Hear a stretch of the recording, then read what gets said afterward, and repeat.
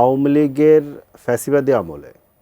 রাষ্ট্রযন্ত্রকে ব্যবহার করে এবং তাদের নিজেদের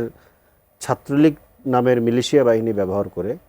বাংলাদেশে প্রচুর অপকর্ম করা হয়েছে, প্রচুর অত্যাচার করা হয়েছে, নির্যাতন করা হয়েছে, জুলুম করা হয়েছে, গুম খুন এগুলোও আছে। এখন স্বভাবতই ছাত্রলীগের একজন নেতা, এবং এই নেতা কিন্তু অ্যারেস্ট হচ্ছেন মানে সম্ভবত গত এপ্রিলে, সম্ভবত 5 আগস্টের পরে যতগুলো অপকর্মের মধ্যে আওয়ামী লীগের লোকেরা জড়িত ছিল, যে ধরনের ভাঙচুর, সন্ত্রাসী কর্মকাণ্ড, এই কর্মকাণ্ডগুলোর মধ্যে কিন্তু তার মানে সম্পৃক্ততার অভিযোগ আছে এবং